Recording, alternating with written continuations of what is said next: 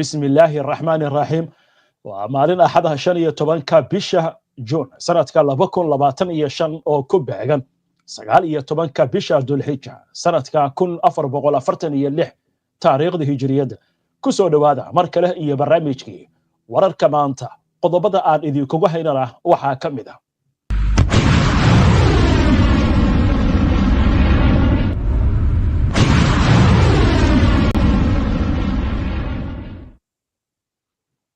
إسرائيل waxaa ka soo yeeraysa qayladhan ku aadan inay u baahan tahay taageero degdeg ah oo Mareykanka uu fidiyo si looga badbaadiyo masiibo uga timaada dagaalka ay bilowday ee kala dhaxeeya Iiraan kadib markii saacadihii la soo dhaafay dharbaaxooyin culus loo geystay isla markaasna qasaare xooggan uu soo gaaray kaabayaasha rayidka kuwa ciidamada isla markaasna dad ku dhow 400 oo qof dhimasho dhaawac uu soo gaaray iyadoo gantaalaha guuxooda ka dheeraya ee hypersonic ee Iiraan sida roobkii ay ugu da'ayaan magaalooyin kala duwan oo ku yaala Israel waxa intaasi dheer xoutiyiinta oo iyaguna sii wada duqeymaha halka Mareykanka qasana dhiigbaxa ciidanka Israa'iil iyo burburka agabka military oo xoogeysanayo haddaba waxa la joogaa xilligii Netanyahu iscasili lahaa ama Israa'iil gacantiisa uu ku burburin lahaa warbixin iyo falaqayn arrimahan ku aadan ayaan idinku haynaa qaybta dambe ee barnaamijka ee xubinta falaqaynta wararka kalena waxa kamid ah Israa'iil oo duqeymo xagga cirka xilligan ka wada gudaha Iiraan waxa kamid ah galbeedka magaalada caasimadda ee Tahraan halkaasi oo laga maqlayo qaraxyo isxiga Iiraan oo ka fakaraysa in ay dulka dhigto xarunta nuclear-ka ee ugu weyn ee Israa'iil ee Dimona Israa'iil oo durba bilowday ka hadalka dhexdhexaadin nabadeed oo ay la gasho Iiraan taliska ciidamada Israa'iil oo ku kala qaybsan hadal uu jeediyay wasiirka gaashaandhigga madaxweyne Trump oo digniin culus u jeediyay Iiraan maxay ku aadan tahay digniintan faahfaahin baan idinkaga haynaa taliska ciidamada ilaalada kacaanka Iiraan oo shaaciyay in ay kordhin doonaan weerarada ka dhanka Israa'iil iyadoo mas'uuliyiinta Israa'iilna ay ka hadlayaan in ay filayaan maalmo adag oo soo socda kumaryaal Israa'iiliyiin ah oo ka cabanaya inaysan haysan meel ay gabaad ka dhigtaan xilli gantaalaha guuxooda ka dheeraya ee Iiraan ay ku soo dhacayaan magaalooyinka waaweyn ee Israa'iil wararkii ugu dambeeyay Gaza ayaan sidoo kale barnaamijka idinkugu haynaa iyadoo askar hor leh oo Israa'iiliyiin dhimasho dhaawac uu ka soo gaaray duqeymaha iyo weerarada ay wadaan xogaga iska caabinta ee Falastiiniyiinta dhammaan wararkan iyo qodobo kale oo faahfaahsan iyo wixii war ah ee soo kordha intaynu hawada ku jirno ayaan idinkugu soo gudbinaynaa barnaamijka wararka maanta American International High School iyo faraca Nairobi haddii aad ubadkaaga aqoon sare la jeclaatid halkaad aadi lahayd iyo kana waa American International High School ee ilmaha haatan u geyso oo aqoonta kamaal American International High School American International High School farciisa Nairobi waxa uu kugu bishaareynayaa inuu ku hayo waxbarasho heer caalami ah waad qaadanayso shahaado la aqoonsan yahay isla markaana casharada lagu bixinayo nidaamka waxbarashada Mareykanka haddii aad ka soo guurtay qurbaha ama aad la doonayso waxbarasho tayo wanaagsan carruurtaada American International High School waxa uu ku diyaariyay waxbarashada dugsiga sare waxa uu iskuulkan wada shaqayn la leeyahay hay'adaha waxbarashada Mareykanka iskuulku waxa uu ku yaalaa xaafadda Westland ee magaalada Nairobi wixii faahfaahin kala xiriir telefoonada iyo shashada kaaga muuqda soo dhawaada mar kale daawadayaal si aad ula socoto oo hesho wararka barnaamijyada iyo macluumaadka aynu halkan ka soo gudbinayno haddii aad ka cusub tahay baraheena bulshada amaba horay aadan ugu xirnayn hadda ku soo biir waana ku mahadsantihiin daawashada barnaamijka Nimca Cabdikariim Timacade oo barnaamijka la daadihinaysa ayaa inoogu bilaabaysa wararka caalamka gaar ahaan xiisadda colaadeed iyo dagaalada ka dhex aloosan Iiraan iyo Israa'iil kuwooda ugu dambeeyay Nimca aad baad u mahadsan tahay Mawlid maanta waxaan ku bilaabaynaa wararkayaga colaadda Iiraan iyo Israa'iil ka dhaxaysa iyadoo duqeymaha ay isweydaarsanayaan labada dhinacba ay sii kordhayaan goordhaweyd Iiraan ayaa shaacisay in nidaamka difaaca hawada ee magaalada Tehran la howlgeliyay iyadoo qaraxyo isxigigana laga maqlay dhanka galbeed ee magaalada caasimadda ah ee Tehran tani waxay imaanaysaa saacado kadib markii ciidamada Israa'iil ay ku wargeliyeen dadka inay ka qaxaan agagaarada dhammaan ee xarumaha nuclear-ka kuwa ciidamada iyo warshadaha hubka farsameeya war kale oo arrimaha la xiriira haddii aynu eegno xildhibaan ka tirsan guddiga amniga qaranka ee baarlamaanka Iiraan ayaa sheegay hadda la joogo waqtigii la weerar lahaa xarunta Dimona iyo xarunta cilmi baarista nuclear-ka ee Israa'iil. xaruntan ayaa loo aqoonsan yahay inay tahay xarunta ugu muhiimsan ee nukliyeerka Israa'iil waxayna ku taallaa saxaraha Naqab ee koonfurta dhulka Falastiiniyiinta ee la qabsaday sanadii 1948 iyadoo ay ku hareeraysan yihiin geedo dheedheer xarunta sida laga soo xigtay warbixino cilmiyeed iyo sidoo kale sawirro dayax gacmeedka uu qaaday. isla wararkan taliyaha ciidamada Iiraan ayaa daboolka ka qaaday in ciidamadoodu ay sii wadi doonaan duqaynta ay ku hayaan goobaha hay'adaha sahyuuniyadda sida hadalka uu yiri isagoo tilmaamaya in ay wadaan diyaar garow buuxa waxa uu xusay in ay difaaci doonaan oo ay ilaalin doonaan madax banaanidooda tan dhulka iyo waliba kala dambaynta ilaa iyo inta neefta ugu dambaysa ay ku jirto qof kasta oo Iiraanaya duqaymihii ugu dambeeyay ee Iiraan ay ku garaacday magaalooyinka Israa'iil waxay sababeen khasaare ballaaran oo iskugu jira dhimasho dhaawac iyo burbur xarumo ciidan goobo xasaasi ah kaabayaasha adeega bulshada sida dekadaha warshadaha goobaha shidaalka lagu sifeeyo iyo kuwa kale dhanka khasaaraha nafeed ee Israa'iil waxa la xaqiijiyay ku dhawaad 20 qof in ay geeriyoodeen halka dhaawacu ku dhow yahay 400 oo qof wali waxa la leeyahay dad ka badan 30 qof kadib markii uu ku dumay dhismo ay ku hoos jireen. war kale oo hadda soo dhacay haddii aynu jaleecno wargeyska ee Israel Today ayaa soo xiganaya ilo sheegay in 10,000 oo dhismooyin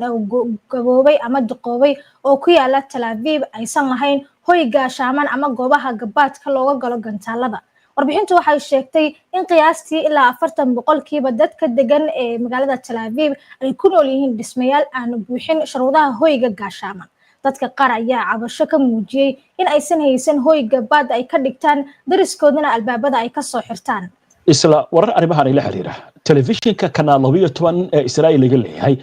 ayaa waxa uu sheegay qiimeyn dhanka ammaanka oo la sameeyay in ay muujinayso in Iiraan ilaa iyo 80 gantaal ay ku soo garaacday Israa'iil tan iyo habeennimadii xalay iyadoo laba weerar oo kala duwan ay soo qaaday Iiraan. safaaradda Mareykanku uu ku leeyahay Israa'iil ayaa weydiisatay shaqaalaheeda iyo qoysaskooda in ay ku sugnaadaan goobo ilaa iyo inta xaaladdu isbedelayso. wasiirka gaashaandhigga ee Israa'iil Israel Katz ayaa waxa uu sheegay in ay weerari doonaan dhammaan xarumaha Iiraan isla markaasna sii wadi doonaan goobahaas in la beegsado ilaa iyo inta meesha laga saarayo awoodda nuclear iyo tan hubka ee Tehran goob kasta iyo meel kasta oo kamid ah wadankaasi Iiraan. wargeyska Yedi'oth Ahronoth ayaa war uu ka soo xigtay saraakiil muhiim ah oo ka tirsan militariga Israa'iil ayaa waxa uu sheegaya in taliska ciidamada ku kala qaybsan yihiin hadalkan ka soo yaray wasiirka gaashaandhigga ee Israa'iil Israel Katz ee ku aadan in dab la qabsan doono magaalada Tehran ee caasimadda wadanka Iiraan. dhinaca kalena war hadda naga soo gaaray Iiraan wakaaladda wararka ee Tasniim ayaa sheegtay in 2 qof lagu xiray gobolka Alborz ee galbeedka Tehran kuwaasi oo la shaqeynayay laanta sirdoonka dibadda ee Israa'iil ee Mossad gaar ahaan dhinacyada sameynta bambooyinka qaraxyada iyo qalabka elektrooniga. wargeyska Maarif ee Israa'iil ayaa asna ka soo baxaya soo xigtay ila sheegay in ciidamada cirka Israa'iil ay 3 laabeen wadooyinka diyaaradaha ee ay ka kacaan ama kuwa ay ku soo degaan iyaga oo ka baqaya in la beegsado kaabayaasha ee duulista ee garoonka. waa tahay telefishinka kanaal 15 ee Israa'iil laga leeyahay ayaa waxa uu sheegaya in xubno ka tirsan golaha wasiirada Israa'iil ay ka hadlayaan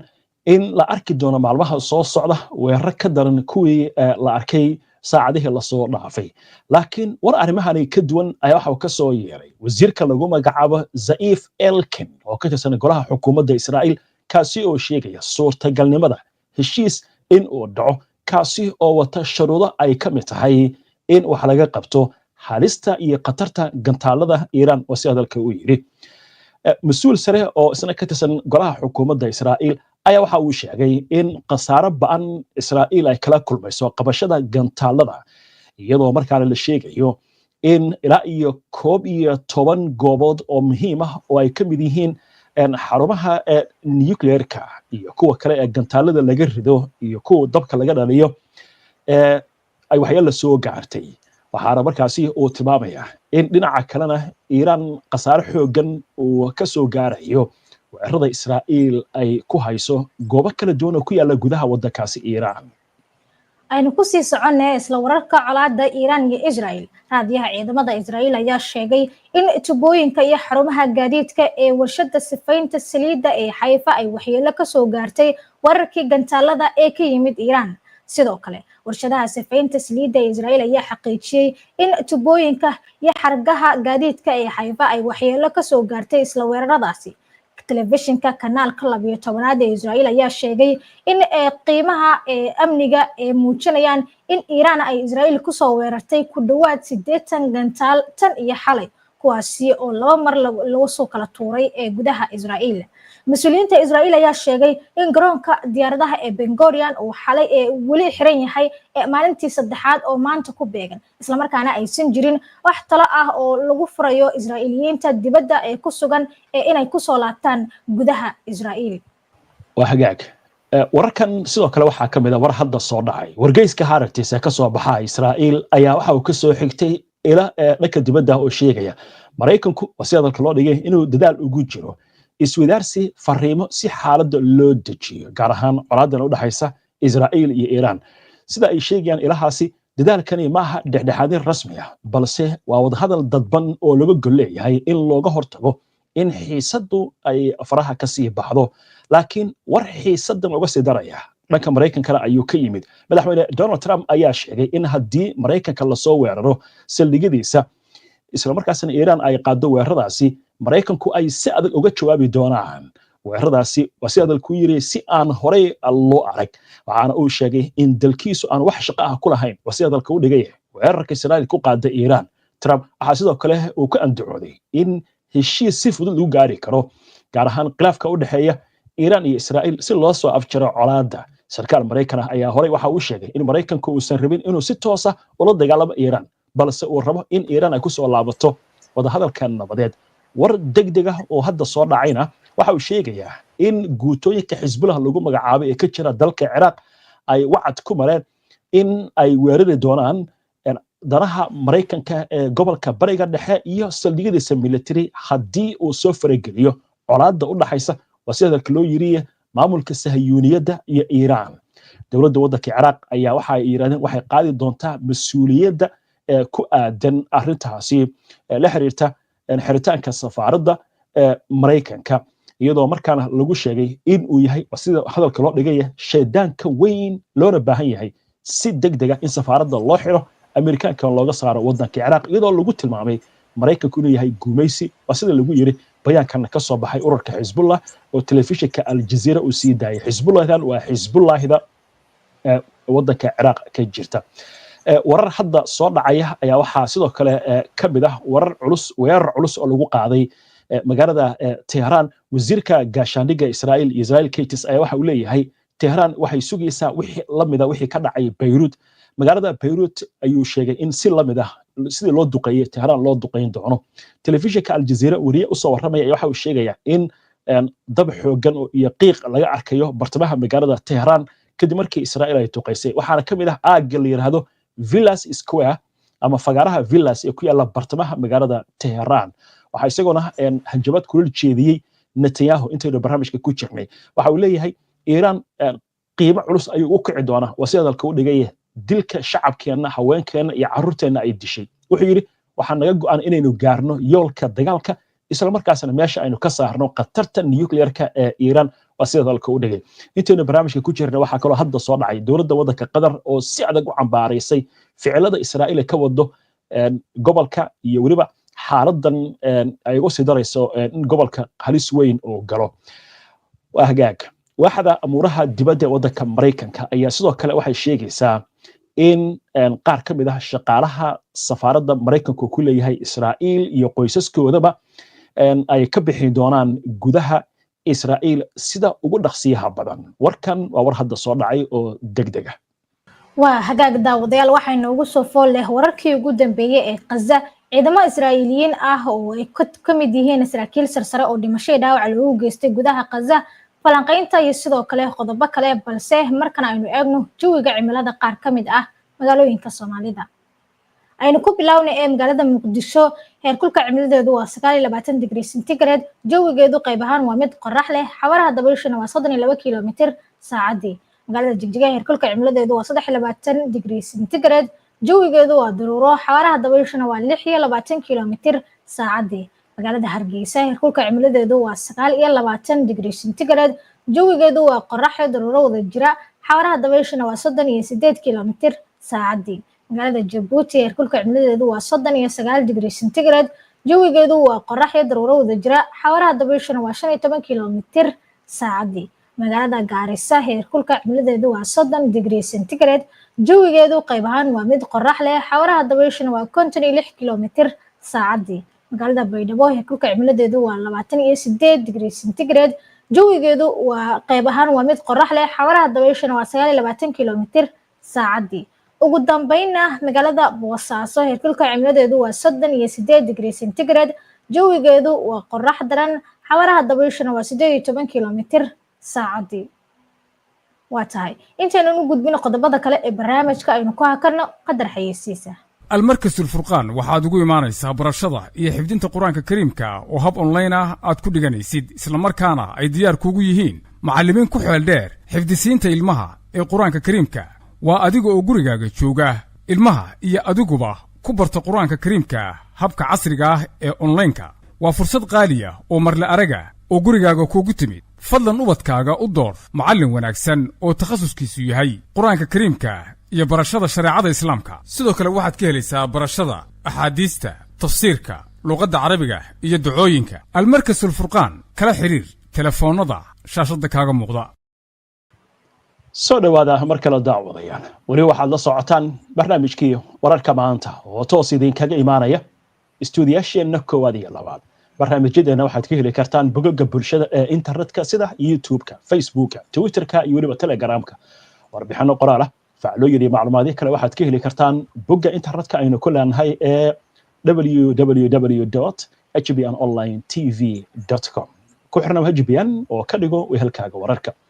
intaan u gudbin wararka Gaza aynu eegno war degdeg ah oo hadda soo dhacay ra'iisul wasaaraha Israa'iil ayaa markii ugu horeysay banaanka loo arkay isagoo jooga tan iyo jimcihii oo ku jiray dhulka hoostiisa waxa la arkay Netanyahu oo daal uu ka muuqdo niyad jabna wajigiisa oo ka muuqdo oo booqanaya mid kamid ah goobihii xalay Israa'iil deegaanada kamid ah ee sida ba'an ay u duqeysay Israa'iil gaar ahaan deegaanka la yiraahdo Beit Yam iyo Tel Aviv waxaa la sheegayaa halkaasi in uu tagay isla markaasna uu bixiyay digniin war kale oo hadda soo dhacay madaxweynaha waddanka Iran Mas'uud Pezeshkian ayaa waxa uu wacd ku maray in waddankiisu uu si adag uga jawaabi doono in markaasi Israa'iil si wado duqeymaha ay wado waxaana markaasi uu sheegayaa in markaasi xaaladdu ay u muuqan karto jawaab adag inay ka bixin doonaan oo weliba uu leeyahay waa kuwa xanuun badan وهجاج وحي ورنا arrimahaas ku soo kordha barnaamijyadeena dambe ayaynu ku eegi doonaa insha Allah marka xagga qasa aynu eegno halkaasi oo dagaalka maanta oo galay maalintii 9aad waxaana lagu soo waramayaa in 22 bilood sidoo kale colaadu ay socoto wararkii ugu dambeeyay soo baxaya waxa ay sheegayaan qasaaraha soo gaaray dadka Falastiiniyiinta dagaalka in uu sii kordhayo iyadoo duqeynta lagu sifeeyay mid arxan daran oo kana sooc lahayn ciidamada Israa'iil ay ku hayaan qaybo kala duwan oo kamid ah marka Gaza telefishinka kanaal 13 ayaa ka soo xigtay ciidanka Israa'iil laba sarkaal oo sarsare oo ka tirsan qaybta sirdoonka ay ku dhaawacmeen iska hormaad ka dhacay koonfurta marka Gaza saacadihii la soo dhaafay sidoo kale ciidamada Israa'iil waxa ay xaqiijiyeen geerida askari ka tirsan cutubka Kafir intii lagu guda jiray ee dagaal ka dhacay koonfurta marinka Gaza goor sii horeysay oo maanta ah dagaalyahanada Al-Qassam oo ah garabka military ee dhaqdhaqaaqa iska caabinta Islaamiga ah ee Hamas ayaa ku dhawaaqay in dilaan isla markaana ay dhaawaceen askar ka tirsan Israa'iil kadib weerar ay ka fuliyeen gudaha xarun ciidan oo ku taala bartamaha Al-Zana oo dhacda bariga Khan Yunis ee koonfurta marinka Gaza dhanka qasaaraha ee Falastiiniyiinta haddaynu dib ugu laabano wararka la xiriira waxay sheegayaan in dad ku 20 qof ilaa iyo maanta lagu dilay dadkaasi qaarkood iyagoo gargaar sugaya ay ciidanka Israa'iil rasaas ay ku fureen war kale oo arrimaha la xiriira majalada Newsweek ee ka soo baxda dalka Mareykanka ayaa ka soo xigtay ilaa ka tirsan kooxda Ansarullah ee loo yaqaan Xuutiyiinta Yemen inay sii wadi doonaan dagaalka ay kula jiraan Israa'iil isla markaasna ay diyaar u yihiin in weerarada gantaalada iyo diyaaradaha aan duuliyaha lahayn ay kordhiyaan kuwaasi oo ka dhanah Israa'iil waxaana ay shaaciyeen inaysan wax cabsiya ka qabin in la beegsado. waa hagaaga daawadayaal haatanna waxaynu soo gaarnay xubinta ugu dambeysa ee barnaamijka oo ah xubinta falanqaynta taasi oo aan alaaba kusoo qaadano warbixinada iyo xogaha ay bixiyaan khubarada arrimaha militariga kuwa istaraatiijiyadda ciidamada siyaasadda iyo sirdoonka waxaan kale oo ka marnayn xubintan oo kusoo qaadanaa kuna qaadadhignaa arrimaha waaweyn kuwaasi oo warbaahinta caalamku ay wax ka qorto amaba ay baahiso xubinta maanta waxaan ku eegaynaa Israel waxaa ka soo yeeraya qayladaan ku aadan inay u baahan tahay taageero degdeg ah oo Mareykanku u fidiyo si looga badbaadiyo musiibo uga timaada dagaalka ay bilowday ee kala dhaxeeya Iran kadib markii saacadihii la soo dhaafay dharbaaxooyin culus loogu geystay isla markaana qasaare xoogan uu soo gaaray kaabayaasha rayidka iyo kuwa ciidamada isla markaana uu ku dhow yahay 500 oo qof oo dhimasho iyo dhaawac ah qasaaraha ka dhashay weerarada gantaalada buuxooda ka dheereeya ee hypersoniga ee Iran ay ku garaacday halkaasi sida roobkiina ay ugu soo da'een goobo kala duwan oo ku yaala Israel waxaana intaasi dheer in xuutiyiinta iyaguna ay sii wadaan duqeymaha halka marinka qazana dhigbax ciidanka Israel iyo burburka agabka military ee halkaasi ka jirana uu sii xoogeysanayo haddaba waxa la joogaa xilligii Netanyahu is casili lahaa ama Israel ay gacantiisa ku burburin lahaa su'aal arrimahaasi ku aadan waxay ka dhex muuqataa maqaal uu qoray qoraal Israel ah oo leh Netanyahu ma tagayo ilaa Israel ay burburto warbixin arrimahaasi ku aadan waxa inoo diyaariyay wariyahayaga Yaxya Ciise qoraare Israa'iil ah oo lagu magacaabo Leir Ackerman ahna madaxa waaxda adkeysiga qaranka ee jaamacadda Regiman macadka siyaasadda iyo istaraatiijiyadda ayaa si kulul u weeraray ra'iisul wasaaraha Israa'iil Benjamin Netanyahu isaga oo sheegay inuu awoodda sii hayn doono ilaa uu dalku gabi ahaanba burburayo. Ackerman waxa uu ku eedeeyay Netanyahu in xukuumaddiisa ay 2 sano ee la soo dhaafay ay ku mashquulsaneed burburinta nidaamka garsoorka dalka. waxa uu tusaale u soo qaatay in Itamar Ben-Gvir uu si toos ah ula wareegay maamulka booliska Israa'iil isaga oo jabiyay xeerkii maamulka saxda ahaa isla markaana si aan xeerka waafaqsanayn u shaqaaleysiiyay saraakiisha. Ackerman waxa uu intaasi ku daray ra'iisul wasaaraha oo ah astaanta dowladnimada waxa uu u dhaqmayaa si aan rasmi ahayn waxa uu ogol yahay in wasiiradiisu ay si toos ah u weeraraan madaxda sirdoonka ee Shinbad taliyaha guud taliyihii hore ee booliska xeer ilaaliyaha guud iyo xitaa garsoorayaasha maxkamadda sare xitaa waxa uu eriyay wasiirkii difaaca Yoav Gallant isaga oo ku bedelay qof aan wax aqoon ama faham midna u lahayn arrimaha amniga waxa uu Netanyahu ku eedeeyay inuu si olakaca u diiday dhisidda guddi baaritaan oo madax bannaan isagoo doonaya inuu abuuro guddi siyaasadeed oo eedda iska fogeeya si dadka kale dusha loogu saaro dambiyada. Ackerman waxa uu sidoo kale sheegay in Netanyahu uu Israa'iil iyo saraakiil badan oo ka tirsan ciidanka iyo laanta Shinbad geliyay qatar ah in maxkamadda caalamiga ee Hague ay soo saarto amarro xarig ah. Ackerman waxa uu Netanyahu ku eedeeyay inuu caburiyay saxaafadda iyo inuu sii hurinayo kala qaybsanaanta bulshooyinka Israa'iil isaga oo weli ansixinaya sharciyo ogolaanaya in dadka qaar ay ka fogaadaan waajibaadka ciidan. waxa uu tilmaamay Netanyahu nin kicinaya naceebka cid kasta oo aan ahayn daacad. Ackerman waxa uu aad u dhaleeceeyay khudbaddii 9 daqiiqo ahayd ee Netanyahu uu jeediyay taasi oo si toos ah ugu weeraray laanta Shinbad iyo booliska isagoo ku eedeeyay inay ku cadaadiyeen afayeenkiisii arrimaha amniga Eli Fadristan isagoo oo og in waxaas oo dhan aysan jirin. waxa uu xusay in Netanyahu uu difaacayo koox taageerayaal iyo afayeenno u abuuray mashiinka sunta ah ee magaca ku yeeshay. Ackerman waxa uu sidoo kale sheegay in bartilmaameedka xiga ee Netanyahu uu yahay xeer ilaaliyaha guud iyo madaxa Mossad taasi oo ah dadaal ay ku doonayaan inay si buuxda ula wareegaan hay'adaha fulinta sharciga. Ackerman waxa uu ku adkaystay in habdhaqanka Netanyahu uu si toos ah u burburinayo dimuqraadiyadda Israa'iil iyo bulshooyinka isaga oo iska indhatiraya baahiyaha dhabta ah ee amniga, dhaqaalaha, siyaasadda iyo arrimaha bulshada. Markaas kadib wax dawlad ah ma jiri doonto, bulsho midaysan ma jiri doonto, tiknoolajiyadda sare, dhaqaatiirta, saynisyahanada iyo maalqabeennadu way bixi doonaan ayuu yiri Ackerman. waxa uu sheegay in burburka hore uu ugu bilowday garsoorka, saxaafadda, dhaqaalaha, waxbarashada, caafimaadka, adeegyada bulshada iyo gaadiidka wax yar ee u harayna ay yihiin in la dhameeyo burburinta dimuqraadiyadda. qoraagu waxa uu ku soo gabagabeeyey maqaalkiisa. Xubin sare oo ka tirsan xisbiga Likud ayaa ii sheegay mar Baba ma tagayo ilaa uu burburiyo xisbiga. Maanta way caddahay inuu xitaa ka tagi doonin xilli uu Israa'iil burburinayo, ayuu yiri Yaxye Ciise, HBN Online TV. mahadsanid Yaxye. waa tahay daawadayaal guud ahaan waxaa intaasi ku eega barnaamijka wararka maanta oo halkan ay idinkaga soo wada tebinayaan anagoo kala ah Nimcad Timcade iyo waliba Muliid Xaaji Cabdi. si aad u hesho wararka warbixinada iyo barnaamijyada aynu halkan ku soo gudbino haddii aad ku cusub tahay baraheena bulshada ee kala duwan ama aadan hore ugu xirnayn hadda ku soo biir tan iyo kulanti dambe nabadgelyo. xarunta caafimaadka ee Private Walk in Clinic waxay bulshada Soomaaliyeed ugu bishaaraynaysaa inay qiimo dhimis weyn ku samaysay adeegga ultrasound scanka iyadoo qiimihiisa laga dhigay 150 pound oo kaliya halkii uu ka ahaa markii hore 240 pound. waxaa sidoo kale xarunta ka howlgala Dr. Akan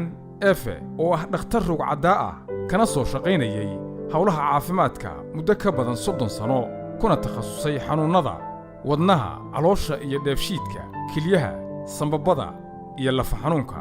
Dr. Akan Efe wuxuu xarunta ka howlgalaa maalinta Arbacada usbuuc kasta. sidoo kale xarunta waxaa ka howlgala dhakhaatiir isugu jira Soomaali iyo ajnabi oo takhasusyo kala duwan leh. waxaa intaa dheer inaad xarunta ka heli karto adeegyo kale oo caafimaad oo ay ka mid yihiin daaweynta jirdhiska, physiotherapy, daaweynta cudurrada maskaxda iyo dareenka sida walwalka, murugada, waswaaska iyo trauma. xarunta Private Walk in Clinic waxa ay ku taallaa galbeedka magaalada London, xaafadda caanka ah ee Shepherd Bush. wixii faahfaahin ah oo intaa dheer kala xiriir lambarada emailka iyo baraha bulshada ee shaashada kaaga muuqda. adreeska xaruntu waa 108 Goldie House Road, London, W12 8HD.